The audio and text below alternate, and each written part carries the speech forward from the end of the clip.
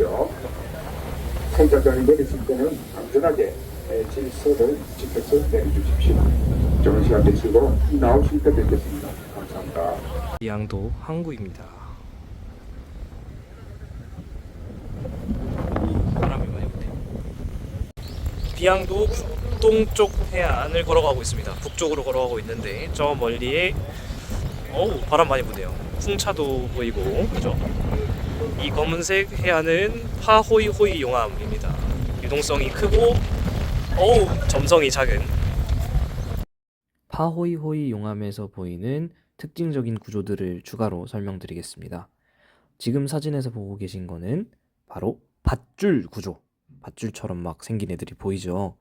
이 친구는 주로 점성은 작고 유동성이 큰 파호이호이 용암에서 특히 잘 나타나는데요. 용암류의 표면이 얇게 굳으면서 흐를 때 굳은 표면이 조금씩 밀리기 때문에 이러한 주름이 만들어지는 것입니다. 이 구조의 이름은 거북등 전리인데요. 마치 거북이 등껍질처럼 막 균열이 가 있는 모습을 볼 수 있죠.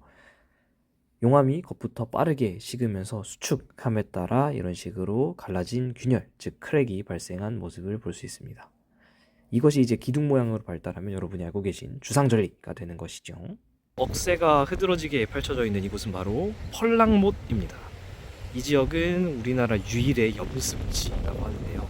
염습지란 분의 변화가 엄청 큰 습지를 말합니다. 왜냐하면 저 바닷물이, 바깥쪽 바닷물이 염습지로 막 들어왔다 나갔다 하거든요. 그럼 어디로 들어왔다 나갔다 하느냐? 이 위로 들어갔다 나갔다 하느냐가 아니고 현무암질 지반을 따라서 여기 밑으로 물이 들어왔다 나갔다 하는 우리나라 유일의 염습지라고 합니다. 신기하죠? 나랑 새우깡 먹을래? 오케이 바이. 해안가에 이렇게 붉은색으로 산화된 현무암들도 많이 있습니다.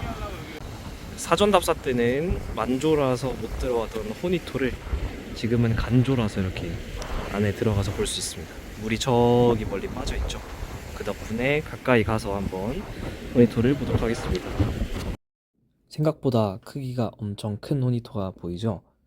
이 호니토는 천연기념물 제439호로도 지정이 됐는데요.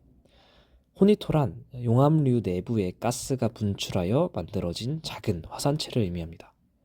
보통 내부가 빈 굴뚝 모양을 이루는데요. 이 비양도에 존재하는 호니토는 약 40개 있습니다. 그 중에서 유일하게 원형을 보존하고 있는 호니토가 바로 왼쪽의 호니토고요. 높이는 약 4에서 5m, 그리고 직경은 1.5m 정도로 엄청 큰 사이즈입니다. 별명은 제가 사진을 찍은 모습처럼 아기를 업고 있는 모양처럼 보여서 아기 벤돌이라는 별명도 있습니다. 이 호니토가 어떻게 만들어진 걸까요? 용암이 흘러가는 동안 차가운 물을 만나 물이 수증기로 변하면서 부피가 팽창하여 용암 내부를 뚫고 수증기와 용암이 분수처럼 뿜어져 나가 호니토, 즉 용암 동굴을 형성합니다. 이처럼 호니토가 발견된다는 건 용암 분출 이전에 비양도의 습지, 즉 물이 존재했다는 건데요. 호니토의 현재 위치를 통해 그 습지가 어디까지 분포했었는지 그 범위를 추정할 수도 있습니다. 호니토의 내부 모습도 볼 수 있습니다. 물에 이렇게 모양이 살짝 녹아있는 모양 이렇게 보이죠. 호니토는 빠이빠이하고 더 반시계 방향으로 가보도록 하겠습니다. 가자. 걸어오다 보면 엄청나게 큰 돌 하나가 있습니다. 이 친구의 별명은 바로 코끼리 바위고요. 그 옆에 저쪽으로 가면은 화산탄, 즉 화산에서 튀어나온 엄청 큰 돌이 있어요. 용암이 날아오면서 식어서 만들어진 건데요. 그 친구를 통해서 이 화산탄이 어디서 날아왔는지를 추정할 수 있습니다. 알려드리도록 할게요. 보시는 것처럼 가는 길이 만만하지 않습니다. 넘어지지 않게 조심해서 찬찬히 가야겠죠. 사이즈가 엄청 큰 게 저기 걸어가시는 선생님 모습을 통해서 상대적으로 비교해 볼 수 있습니다. 가보죠. 이렇게 인증샷도 한번 찍어주고요. 엄청 크죠? 화산탄 가까이로 왔습니다. 재밌는 건 이 화산탄의 뒤쪽을 보면, 이쪽을 보시면 여기 꼬리 보이시나요? 여기 꼬리 뿅! 꼬리가 보이죠? 완전 뜨거운 구형의 용암이 날아간다고 생각을 한번 해보세요.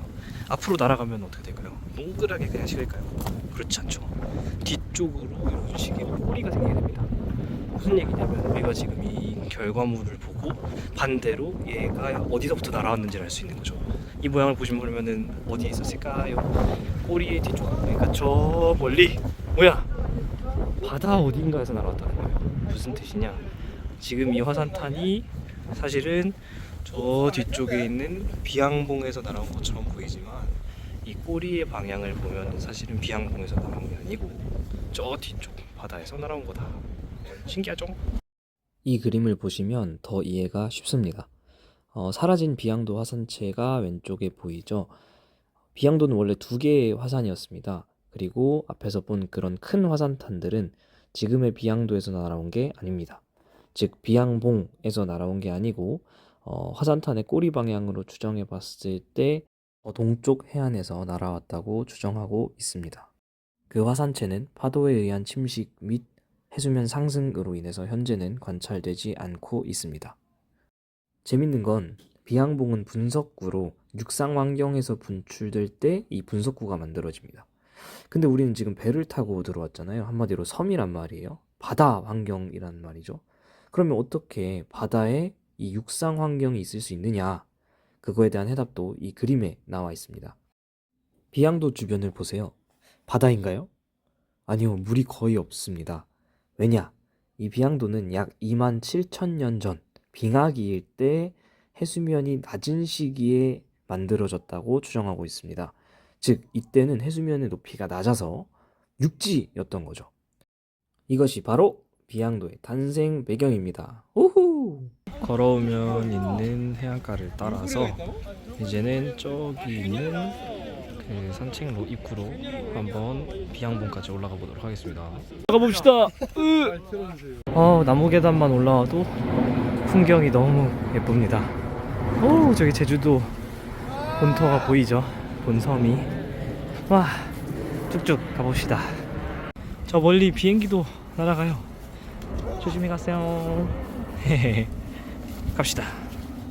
얼만큼 온 것 같은데 세상에 저기가 정상이랍니다. 살려줘. 가보자고요. 가야지. 진짜 너무 예쁘네요. 에메랄드빛 바다, 그리고 더 갑니다. 완전 운치 있는 대나무 길을 지나가네요. 대나무 통로. 올라오시면 이런 풍경을 볼 수 있습니다. 장관이네요. 끝나지 않았다. 우와! 끝나지 우와! 않았다. 우와! 가자. 우와!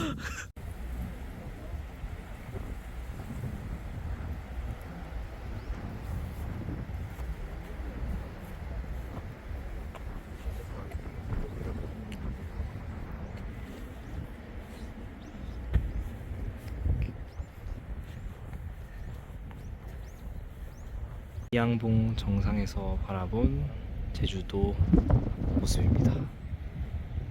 아주 구름이 가려서 사실 한라산 봉우리는 아쉽게 안 보이지만 저 해안가랑 저 멀리 있는 풍력발전기까지 잘 보이죠. 항상 이렇게 찍을 때마다 느끼는데 영상이나 사진이 절대 실물을 담을 수 없습니다. 특히 되게 신기하게 생긴 요 산 뿅! 좀 더 확대 뿅! 이게 바로 삼방산의 모습이고요. 멋있습니다. 이 바닥에 있는 게 그냥 흙이 아니고 스코리아라는 겁니다. 산화돼서 붉게 보이는 토양이지요. 아까 말씀드린 부석 스코리아 굉장히 가볍습니다. 완전 가벼워요. 들어보도록 하고 싶네요.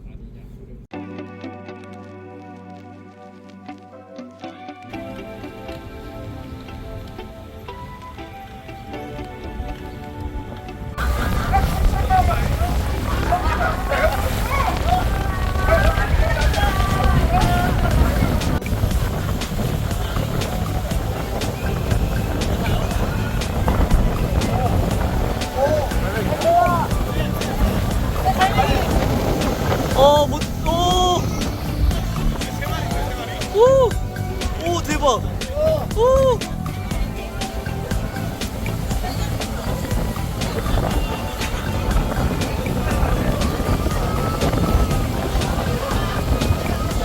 안녕.